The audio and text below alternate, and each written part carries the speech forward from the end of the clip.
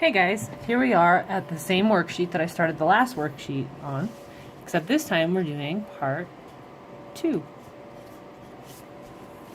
So same ideas, but this time I'm going to cross off the ones I did. And I want to talk about these. So if you look at j of 7, this time I'm using j, which is 2x plus 9. So I'm going to have 2 input plus 9. And my input is a 7, so I'm going to put a 7 in here, which means I really get 14 plus 9, which equals 23. And so j of 7 equals 23.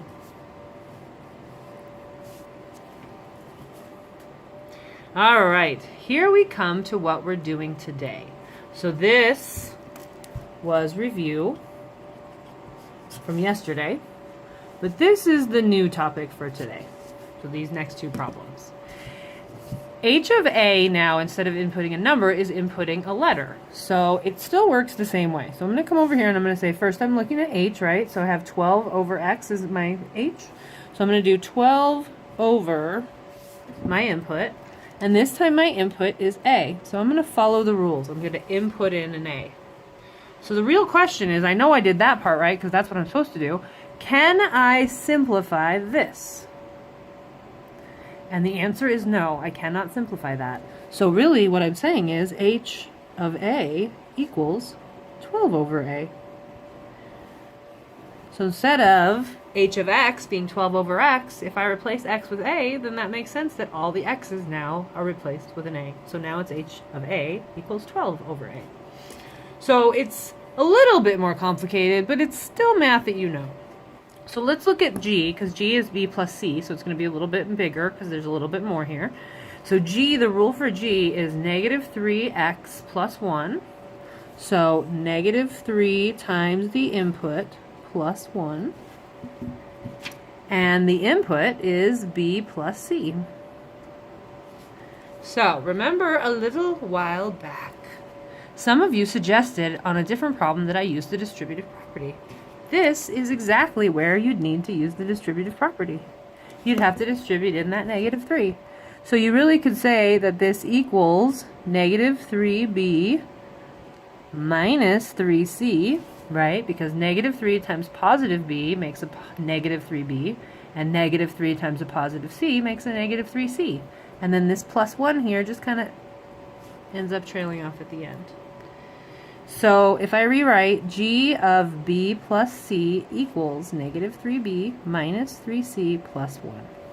So I am really just simplifying this. Because I am inputting more variables, I'm not going to be able to solve down to a number, a numerical answer. I'm going to still end up with variables in my answer. So once I plug it in, then I'm using rules that you probably talked about last year, like combining like terms.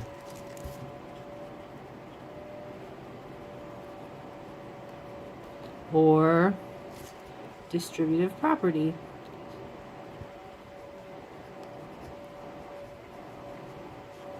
In order to try to simplify the expression. So if you run into problems simplifying those expressions, you should take a screenshot or take a picture of the problem that you're working on and then send it to me in an email. And then I will figure out how to answer it, either to you personally or maybe just the whole class at once. Underneath here, if you look at H, it says G of X equals 16. So it's telling you to find X. So keep in mind, if I were to rewrite what this is asking for, it's saying find the X, which is the input. So find the input if G of X is 16, if the output is 16. So really, it's saying G of X, so negative 3x plus 1, negative 3x plus 1 is going to equal 16. So instead of telling you what to plug in for an input, because it didn't give you the input, the number inside the parentheses, this time it told you what this was going to equal, what the function would be once you inputted it. So the answer is 16. So when I do negative 3x plus 1, I want to know what input is going to give me an answer of 16. And so hopefully you kind of remember some of these rules for solving. So if I subtract 1 here, I end up with 15. So really, x is negative 5. So when it says find x, if g of x equals 16, then g of 5 would equal 16.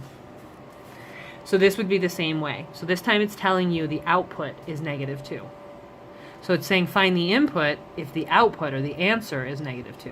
So if I'm looking at h, which is 12 over x, really I'm saying 12 over x is going to equal negative 2.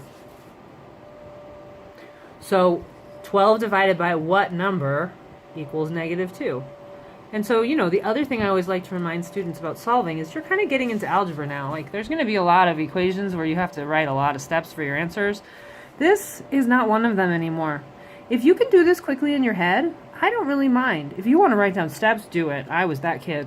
You do not need to explain why you like to write stuff down. That was me when I was in high school and all the way up until I graduated with a math degree.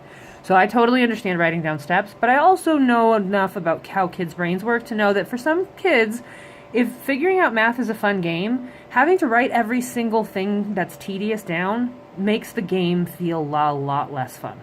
So I'm just saying, if this is something you can solve quickly, then just do that. So 12 divided by negative 6 is what's going to give me a negative 2 here. So you could just say x is negative 6.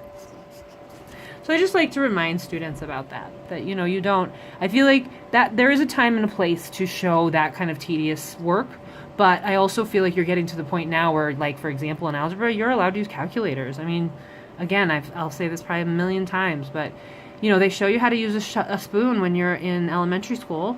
And then when you get to high school, they show you how to use a shovel. So why would you go back to using a spoon to dig a hole when you could use your shovel? So that's my 2 cents on you showing steps that are easy to figure out in your head at this point in mathematics. Okay, the back side of this is really good practice, and I really like this a lot, so I'm not going to skip it. I am just going to go over this top part here so that I can at least show it to you a little bit. You really are trying to ask yourself, what are they asking for? Like, what kind of information are they giving you? And remember that we said that it gives the information for points, right? So if I'm looking at this is telling me an input right here, right? So it's telling me the input is negative 4, so in this point, it's giving me the point negative 4 something. And it's asking me to figure out what is the output when I do negative 4. This one is telling me to do the same thing, but for 0. This one is telling me to do the same thing, but for 3. So I'm inputting negative 4, inputting 0, inputting 3. And so to do that on my graph, I have to look to see where those are at. So if I look for an input of negative 4, that's x is negative 4, so I have to go on my x-axis and go to negative 4, which is here. And then if I go to where the graph exists, that's this point. So this is the point negative 4, positive 2. So when I input a negative 4, the graph shows me that I get back a positive 2. So f of negative 4 is 2. This one for the point 0, that's here at 0, which is in the middle, which that's nice and easy. 0, 0 is right there on the graph. So f of 0 equals 0, so that's awesome. And then f of 3, if I input a positive 3 and I go down to where that is on the graph, this one is not as exact as the other two. This one I have to estimate a little bit more, right? So I had to go down 1 and then almost to 2, but not quite. So maybe negative 1.8. Here I'm looking for negative 5 something. So if I go all the way down to negative 5, that one is on there again. So that one's 0. So f of negative 5 is also 0, which is nice. And then on these two, just a great reminder that this information is not telling us input anymore. So here it told us the input inside the parentheses, but here it's telling us that f of x equals 2, which means here it's telling us the output. So the output is 2. So I'm filling in a point that has a y output of 2. Here I'm filling in a point that has a y output of 0.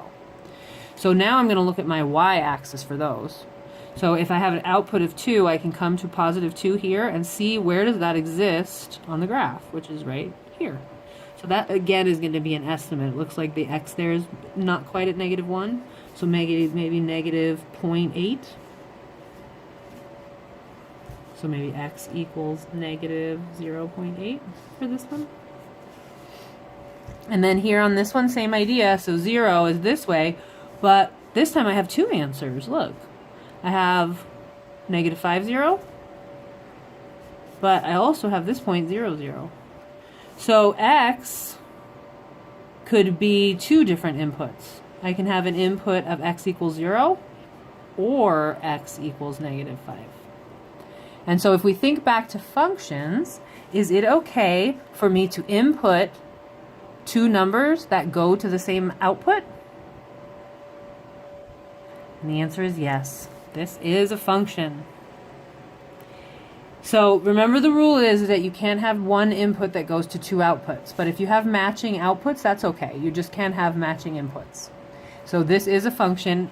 It also passes the vertical line test, which I have not been able to draw that to show you before, but the idea behind the vertical line test is that if you draw vertical lines everywhere, is there any place you could draw a vertical line where it would cross the graph more than once?